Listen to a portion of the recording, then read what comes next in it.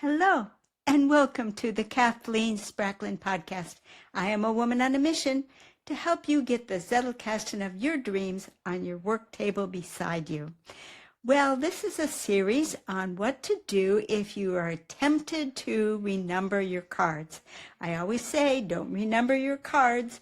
I did it more than once, never turned out to be a good thing, and I'm advising you, don't make that mistake.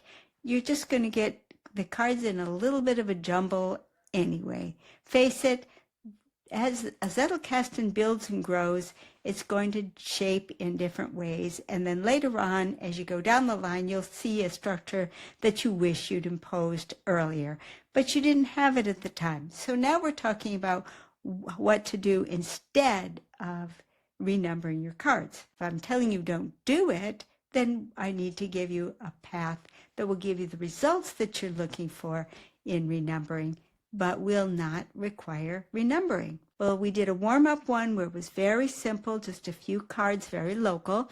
And now this time we're going to deal with a much more common case, a little bit more difficult, but not insanely so. And this is what to do when a topic grows up scattered across your Zettelkasten. It doesn't grow up logically in one place. It shows up in many places, and now you wish you had a way to get it all together, and you're wishing you had organized it better to begin with. So I'm going to show you how you can impose that order on your system without renumbering your cards and get the benefits of that restructuring without doing the restructuring. So come on over to the down-facing camera and I'll show you what I mean. Okay, just first a little background on the example that I'm going to use to describe the nature of this problem. In this case, the situation is my notes on the Zettelkasten. I've got a number of cards on the Zettelkasten, and if you look at them, they tend to kind of sort of cluster, but in reality they fly all over the place. And many of the cards are those directory cards that I talk about that just are titles, and I have no idea what's actually inside of those directory cards. So I've got kind of a mess going here. You can see even to the second card is still mostly these directories, and only finally later on are they mostly full taglines. So what do you do when you have a structure that doesn't have any natural order to it, and now you want to give it some order because you've matured in your awareness of the subject area? For me, I've matured in my awareness of what I want to do in a Zettelkasten, and now I want to put it in specific order. In my case, I have a motivational reason for doing so. I'm preparing to teach a class on Zettelkasten, a whole course that's organized start to finish and covers all of the avenues of the Zettelkasten. I'm calling it the Zettelkasten Beyond Your Wildest Dreams. And so in my course design, I've defined a number of modules that I would like to teach in the course. And so now my motivation is to take all of this disparate information that I have on the Zettelkasten and organize it according to this structure. So how am I going to do that? I began by defining a whole new space that's unused in my Zettelkasten, and it's going to be my foundational area into which I'm going to collect the information on the Zettelkasten, and so I made a foundation card for it. I want to organize my thoughts about keeping a Zettelkasten so that I can help others have the Zettelkasten of their dreams. And I'm saying these cards could help teach the Zettelkasten by example. And then I made a tagline across the top. I can help people have the Zettelkasten of their dreams. It's a personal reflection, and I gave it the date. And that's my very first foundation card. Next, I realized that in addition to teaching the 9 topics that I had laid out, I also wanted a separate introduction where I talk about why I think it's even valuable to keep a Zettelkasten. So I created a separate section for the introduction, and it's useful to know my philosophy of the Zettelkasten and why I think it's so valuable. And I think this would be a worthwhile introductory material for my audience.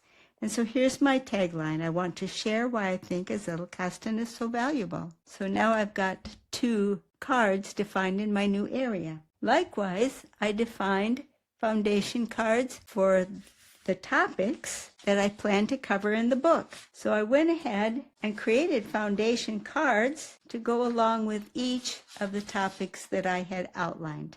So now I have a very loosely structured region in my Zettelkasten for collecting information on this topic. Okay, so now that I've got all of my areas laid out in foundation cards, I can take my existing index and visit each card in the index and then let them choose a new parent as though these were their choices of a parent. So let's see how that's going to work. And this is the Annie Netter's Creed, and this comes from the Scott Shepherd newsletter.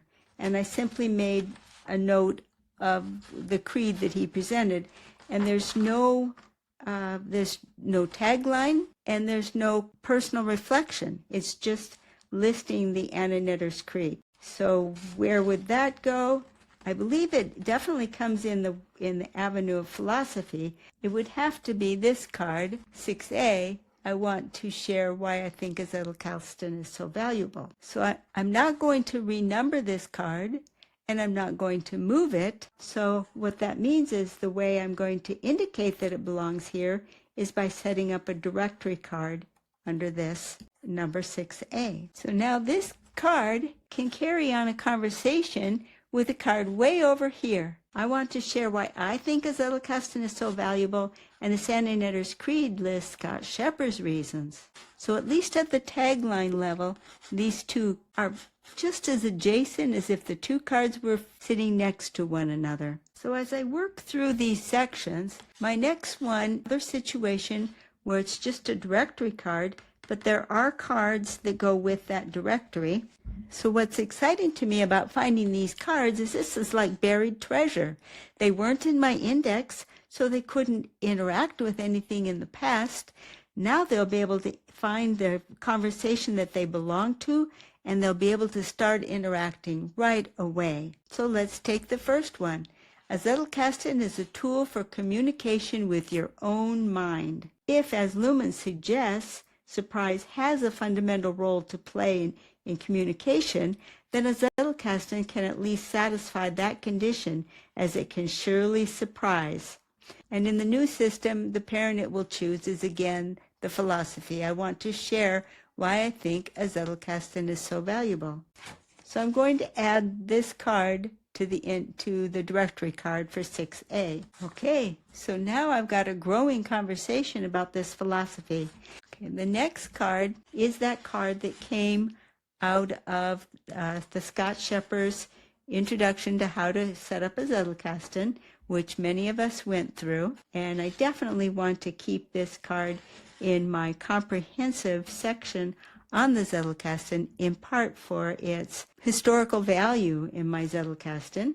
And it is rather interesting that it relates to surprise. And again, it seems very clearly to be about the introductory material, because surprise isn't helping you build your own Zettelkasten. It's talking about the philosophy of why a Zettelkasten is valuable. So again, I'm going to add it to this growing directory card. There's one more card in this section, and this is a personal reflection that goes back to 2022, February 25th of 2022. And it's rather interesting because it's talking about communication and saying that before a Zettelkasten converses with us, it carries on a lively conversation between the index and the thought cards with the sources, and the sources with their authors. So that is a rather interesting a card in its own right. And what's interesting about this is that this card has a different parent card in mind for it. This card actually chose 6I for its parent. A Zettelkasten is a fantastic output writing partner, because many of these references are exactly what you're going to use when you're writing.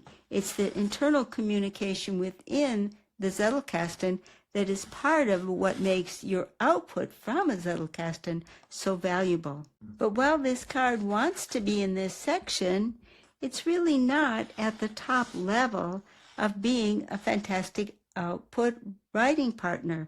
This card is actually going to be a part of a subsection of this section where I'm talking about sources. So that's going to take us a little too deep for tonight's topic. We're going to save that for tomorrow, which is going to be when we start building a substructure to our main headings.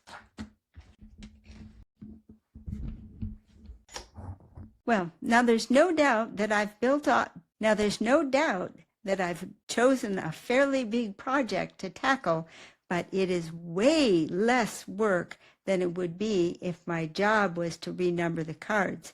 Because if I renumber the cards, I need to lay them all out. I need to sort through the structure and renumber, white out and renumber, and re-index all the cards. It's a huge amount of work. It's much faster and easier to add the cards to the appropriate directory card. And tomorrow we'll talk about when it doesn't just fit in at the top layer, when you want to actually break the section down into finer layers. How are you going to go about doing that in such a way that you're not building a lot of extra work for yourself, but you are getting all the advantages of renumbering cards without the burden that you would be taking on if you were really doing it. Talk to you later. Bye-bye. Okay, so by that, I hope you can see that you can actually build an entire new structure without having to renumber any of your cards. And if you're not renumbering your cards, that also means you don't have to re-index your cards. It will turn out to be quite a bit of a time savings, much, much faster than actually will take to renumber the cards. So come on back tomorrow and we'll talk a little bit more about how you then go into forming a substructure with your new foundation cards and building your harvested cards from the other places of your Zettelkasten into a more detailed section of your Zettelkasten. See you tomorrow. Bye-bye.